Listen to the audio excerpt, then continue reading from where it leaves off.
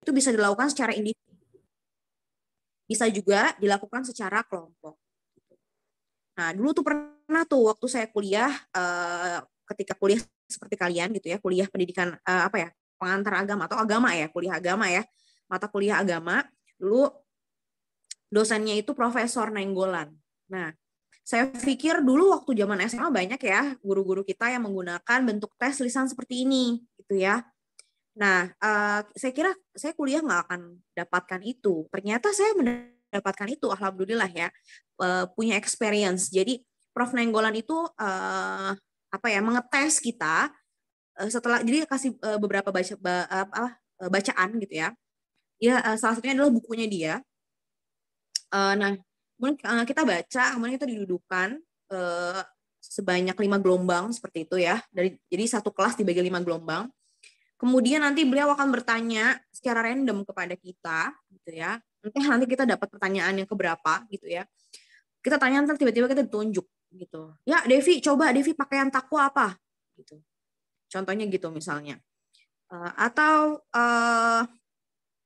Ya Budi jawab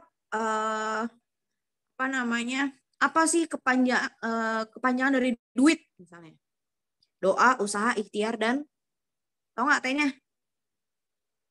Tawakal. Tawakal. Contohnya gitu ya. Jadi itu langsung di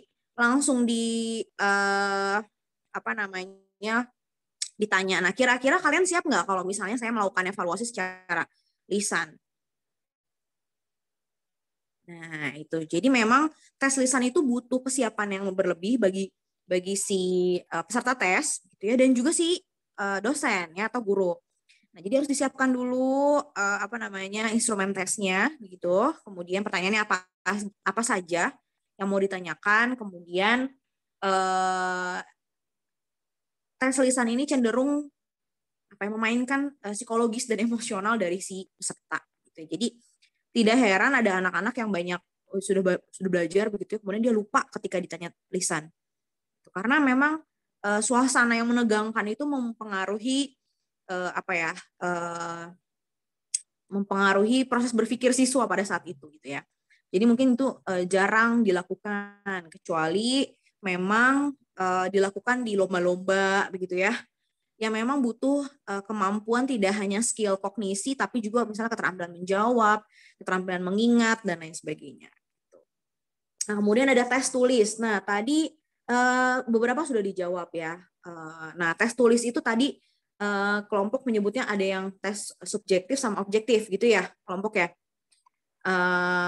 Yang subjektif itu uraian, betul? Gitu ya? Ya, Bu. Ya.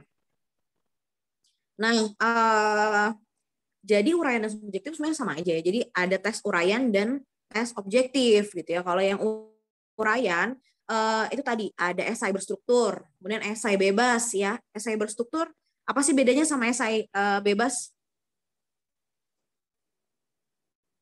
Ada yang tahu?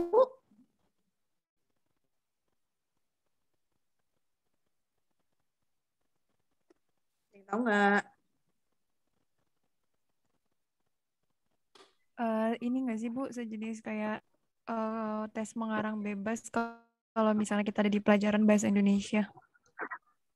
Ya, betul. Misalnya gini contohnya Salwa. Misalnya ada satu kasus ya, di mana misalnya ada kasus KPI misalnya tentang pelecehan seksual di KPI. Nah, bagaimana pendapat Anda menanggapi permasalahan tersebut? Coba Anda deskripsikan, misalnya gitu. Nah, itu adalah esai bebas. Nah, tapi kalau berstruktur gimana?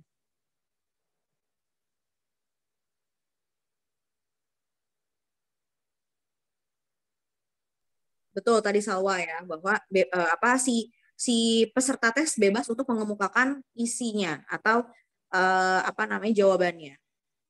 Tapi tetap ya, walaupun bebas tetap harus diberikan kriteria penilaiannya. Kalau jadi si pembuat tes ini harus bikin kriterianya. Misalnya kalau si siswa ini menjawab sampai pada level analisis misalnya, wah ya nilainya bagus, nilainya full. Tapi kalau misalnya cuma hanya saya tidak setuju, hanya seperti itu misalnya, ini nilainya cuma berapa nih, 60 atau sampai 60 sampai 70 gitu. Jadi intinya walaupun bebas tetap harus punya instrumen standar penilaiannya gitu. Nah, kalau yang berstruktur seperti apa? Contohnya. Mungkin kalau yang berstruktur itu ya ada sistematika kepenulisannya Ibu ya. Dari mulai pembukaan, si penutup, seperti itu. Mungkin contohnya itu esai ketika kita ikut lomba ya, misalnya esai bidang ekonomi atau pendidikan, seperti itu Bu. Oke, bagus. Betul ya. Jadi itu salah satu bentuk komponen penilaiannya. Misalnya gini, ada sebuah kasus tadi, misalnya kasus KPI. Nah, pertama konsep sosiologis apa yang kamu kaji kasus tersebut dari perspektif gender misalnya. Kemudian setelah jadi itu ada strukturnya. Jadi si siswa itu suruh mengkaji pertama-tama lewat konsep gender, kemudian yang kedua misalnya kaji dari aspek penyimpangan seksual misalnya, kemudian yang ketiga misalnya kaji dari perspektif bullying misalnya. Kemudian berikan contoh lain selain kasus KPI tersebut misalnya gitu yang kalian dapat dari media massa. Jadi berstruktur. Jadi anak-anak itu dikasih panduan mana dulu yang harus mereka jawab. Misalnya jawab dulu yang A, kemudian yang B, kemudian yang C, kemudian yang berstruktur gitu. Nah, biasanya esai berstruktur ini tidak bisa main lompat-lompat. Misalnya, oh iya mau nulis dulu yang C nih anak yang C, oh enggak bisa. Nah, jadi pernah nggak dapat soal dari mata kuliah statistik? Dulu statistika saya diajar sama Bu Rusfadia Saktianti. Sekarang ini dosen sosiologi, lagi kuliah S3 di UI. Nah, dulu saya kalau kuliah sama beliau itu UAS dan UTS-nya selalu esai berstruktur. Jadi nanti beliau kasih satu kotak wacana atau satu kotak isinya studi kasus, begitu kemudian nanti beliau kasih satu soal tapi beranak sampai 10 misalnya. Nah, itu berstruktur. Misalnya cari berikan rumusan latar belakang dari wacana di atas misalnya. Kemudian yang kedua tadi yang Inaka sebutkan tadi ya. Yang kedua identifikasi permasalahan penelitiannya gitu.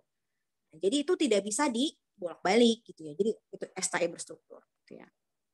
Kemudian yang tadi tes objektif banyak banget ya bentukannya ya atau tipe-tipenya. Tadi ada benar salah, menjodohkan, pilihan ganda, kemudian ada isian pendek. Nah, itu esai objektif. Nah, tadi juga kenapa disebut esai objektif? Kayaknya tadi kelompok sudah menjelaskan gitu ya, bagus. Nah, kemudian ada tes praktek. Nah, sama seperti tes lisan, tes praktek itu bentukannya cuma dua ya, dilakukan secara individu atau kelompok seperti itu. Nah, kalau tes praktek memang lebih melibatkan keterampilan gitu ya, menilai keterampilan dia. Walaupun pengetahuannya juga ada, pasti kan dia nggak bisa dong melakukan sesuatu praktek gitu ya, kalau dia tidak punya pemahaman teori terlebih dahulu atau konseptualnya. Gitu. Nah, jadi biasanya bentukannya adalah memeragakan, membuat sesuatu atau merancang sesuatu atau meracik sesuatu lah gitu ya. Nah, itu prakteknya. Misalnya seperti anak pendidikan sosiologi nanti ada ujian praktek untuk keterampilan mengajar. Misalnya contohnya seperti itu. Ya. Oke, kemudian nah bagaimana sih langkah-langkah menyusun instrumen tes itu? Yang pertama adalah tadi yang akan kita lakukan nanti di tugas kali ini, yaitu pertama adalah menganalisis materi dulu. Nah, apa sih tujuan pembelajarannya? Indikator pembelajarannya itu apa? Kalau di pertemuan pertama dan kedua masih ingat ya bahwa dalam evaluasi itu yang paling penting adalah indikator dan tujuan pembelajarannya itu apa. Sehingga si guru itu bisa membuat target ya dari evaluasi tersebut. Begitu. Masih ingat ya kemarin misalnya ada 10 soal, 10 itu menyiratkan 5 tujuan pembelajaran misalnya. Nah, berarti kan setiap 2 soal itu menyiratkan pemahaman siswa tentang satu indikator, suatu tujuan pembelajaran. Nah, jika memang dia tidak bisa menjawab dua-duanya, maka ya dia belum tuntas tujuan pembelajaran yang itu. Jadi sangat amat penting analisis materi dan juga kompetensi. bagi siswa. Nah, kemudian yang kedua, memilih teknik penilaian. Nah, tadi mau teknik penilaian apa? Yang subjektif, yang objektif gitu. Tadi juga ada pertanyaan. Nah, kira-kira gimana sih cara milih pertanyaan gitu ya? Nanti coba ya kita lihat jawaban dari kelompok. Ya, kemudian, nah tentunya harus berangkat juga dari materinya mau seperti apa gitu ya.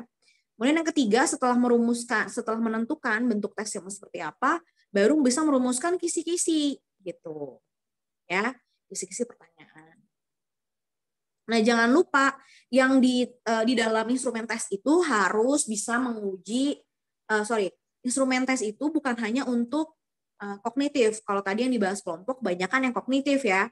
Nah, bagaimana instrumen bentuk tes untuk yang afeksi dan psikomotorik? Sayangnya tadi nggak ada yang tanya ya. Gimana sih bentuk tes untuk yang afektif dan psikomotorik? Gitu. Mungkin waktu dalam mata kuliah perencanaan pembelajaran masih ingat nggak di bagian lampiran paling bawah itu ada lampiran tentang instrumen afeksi dan psikomotorik. Masih ingat nggak? Iya, ada. Masih ya? Biasanya ada sikap-sikap dan keterampilan-keterampilan apa yang akan dinilai. Gitu ya. Di dalam kolom tersebut. Nanti kemudian diskalakan. Misalnya skala 1 adalah skala yang paling rendah. Skala nomor 5 adalah skala yang paling tinggi. Gitu ya. Oke. Kemudian tadi sampai dengan pembuatan kisi-kisi. Setelah buat kisi-kisi buat apa lagi? Baru buat butir soalnya, ya. Kemudian baru setelah dibuat butir soal, kita uji deh validitas dan reliabilitas si soal itu, ya, sebelum disebarkan. Nah, kemudian baru dari hasil validitas dan reliabilitas gimana nih? Misalnya dari 20 soal, 18 soal nggak valid dan nggak reliable gitu ya. Nah, berarti harus diganti semua instrumennya. Gitu ya, yang belum valid dan belum reliable. Nah, biasanya kalau dia valid, dia pasti reliable. Tapi kalau dia tidak valid, tidak reliable, kalau dia reliable belum tentu valid. Gitu. Nah, nanti kita akan belajar gimana caranya ngitung ya validitas dan reliabilitas. Oke. Kemudian setelah itu baru kita ada uji coba. Nah, sebenarnya tahapannya begitu ya, ketika sudah divalidasi dan sudah ketemu hasil validitas dan reliabilitasnya, kemudian kita ganti nih yang jelek-jelek, harus diuji cobakan dulu sebenarnya tesnya, tapi terkadang itu kan memakan waktu ya, dicoba itu. Nah, karena menguji validitas dan reliabilitas saja itu udah memakan waktu kan. Biasanya orang yang udah langsung bahkan soal tersebut gitu. Nah, kemudian baru deh setelah disebarkan soalnya, nah itu kan guru wajib memberikan skor penilaian. Misalnya di esai ada 5 esai, ada 5 soal. Nah, biasanya kalau esai itu 5 soal itu bobotnya tidak sama semua, ya. Nah, biasanya ditentukan oleh apa? Ditentukan oleh bobot si materi itu. Gitu. Semakin sulit materi, maka bobotnya akan semakin tinggi. Gitu ya. Kemudian kalau pilihan ganda itu biasanya bobotnya sama semua gitu. Ya. Kemudian yang ke-10 baru putusan hasil belajar. Apakah dia lulus atau tidak lulus gitu. Ya. Nah, jadi apakah dia memenuhi kriteria ketuntasan minimal atau enggak gitu. Nah, itu yang menjadi tahapan akhir dari proses hasil belajar. Gitu ya. Oke, sampai sini kira-kira ada yang mau tanya nggak? Udah jelas ya? Tadi udah dapat dari kelompok, kemudian dari saya juga sudah diberikan penguatan. Baik, kalau sudah jelas, nanti bahan-bahan semua akan saya kirim ya, termasuk bahan yang kemarin ya. Nanti saya perbaiki dulu, saya rapikan, yang supaya nanti kalian enak bacanya. Saya lagi berpikir mau saya masukin ke YouTube saya atau saya mau kirim dalam bentuk modul gitu ya ke kalian. Supaya kalian enak bacanya, enak lihatnya gitu. Tapi bahan-bahannya udah jadi semua dan udah ready buat dikirim ke kalian gitu ya, buat dibaca. Oke, kalau nggak ada pertanyaan, kita bisa pindah ya ke grup WhatsApp ya, karena kelompok harus menjawab. Baik, sampai di sini ya kuliah kita secara tatap maya. Kita lanjutkan di grup WhatsApp untuk tanya jawabnya. Terima kasih untuk yang sudah berpartisipasi hari ini. Terima kasih untuk moderator yang sudah memimpin dan memandu jalannya diskusi, dan kelompok 4 silakan kelompok 3 untuk lanjutkan ke WhatsApp grup. Terima kasih juga yang sudah berpartisipasi tepat waktu di perkuliahan di pertemuan keempat. Kuliah tetap berjalan ya di grup WhatsApp sampai pukul 1 siang. Baik, sampai di sini terima kasih. Mohon maaf apabila selama tatap maya tadi banyak salah. Wabillahi taufiq wal hidayah. Wassalamualaikum warahmatullahi wabarakatuh. Waalaikumsalam warahmatullahi wabarakatuh. Terima kasih, Bu. Untuk mematikan Zoom.